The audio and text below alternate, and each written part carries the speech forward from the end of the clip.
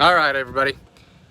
I'm just gonna make a quick video, and I know I've already got it torn apart, but everybody's telling me to make a quick video and let people know on a 2015 Dodge Ram with the V6, the Pentastar motor in it. So, you ever drive away and notice this huge long stream of oil behind you, and you can't figure out where it's coming from because there's oil all over the place?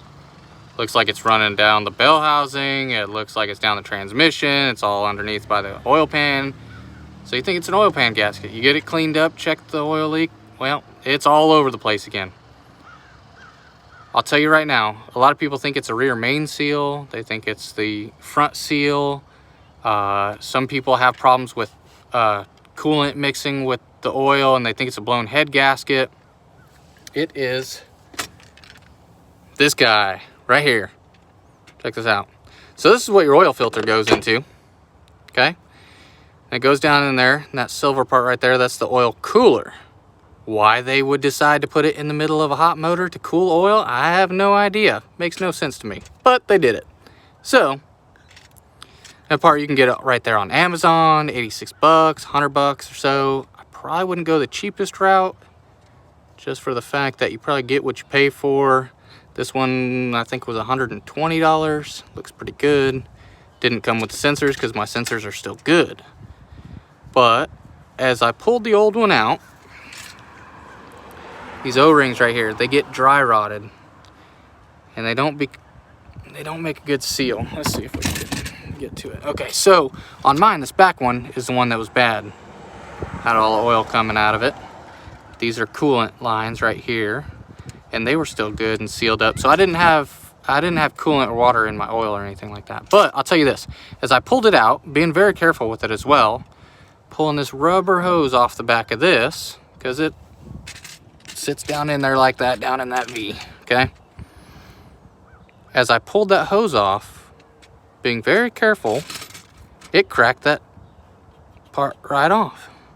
Just because it was old, it was brittle, it's plastic, goes through the heat cycles. And so how you're getting, on another note, how you're getting so much oil coming down, spilling out just randomly. You'll be at a dead stop, checking for the leaks, and nothing's dripping, just little tiny residual drops. But when you drive away, all of a sudden you've got this huge stream of oil, okay? What's happening is this valley down here, I've got it somewhat cleaned out a little bit, but still needs a lot more cleaning. It fills up to the brim with oil. And then when you go, all that centrifugal force pushes it all, sloshes it towards the back, and right back there, that's the top of the bell housing. So it runs over to the cover right there, fills all the way up to the brim, spills over and down on top of the transmission, all the way around it, and it just coats everything. You slam on the brakes too hard or something, all that fluid comes to the front and sloshes over this way and then runs down front of the motor. So you can't ever tell where the heck this oil leak is coming from. I'll tell you, it's this part right here.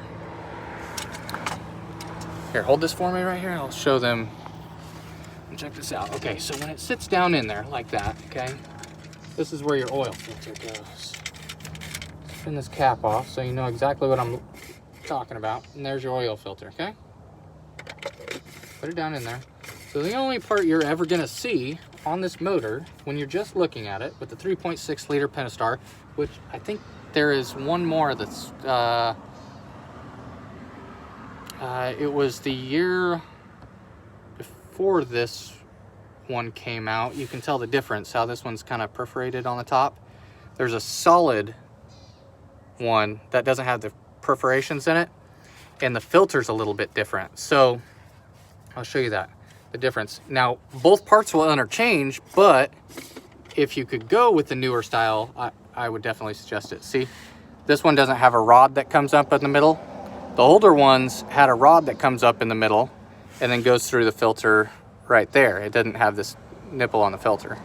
But what happened is that the rod that came up in the middle would break down in there, and then you'd lose your oil pressure and everything. So get the one with the the nipple, if you are having to upgrade to this, okay? So the only thing you're gonna ever see on this motor when it's down in there is from about right here and up. You're not ever gonna be able to see this because it sits down underneath the injectors, underneath the bottom manifold, the top manifold. You have to take all that stuff off, which the other horrible design flaw on these Pentastar motors is to change the plugs on this side, the driver's side, you have to take the intake manifold off. Meaning you have to take this whole entire thing off of this motor to replace the 3 spark plugs on that side of the motor. Ridiculous, but it is what it is. So I've seen a bunch of these about the Jeep Wranglers, stuff like that. Same motor, same concept, but some people don't realize that they put these motors in a ton of different vehicles. So once again, it's a 2015 Dodge Ram with the V6 Pentastar motor in it, the 3.6 liter. Let's see, a little 1500. It's got plenty of power, surprisingly. I haul a welding machine in the back of it. You know, I've also got my big welding machine as well. But this is great to just hop in, run around. It pulls trailers just fine. It's got plenty of power. Very surprising for a little V6. I've never been a V6 person, always a V8 or a diesel motor, but I'm very surprised with this.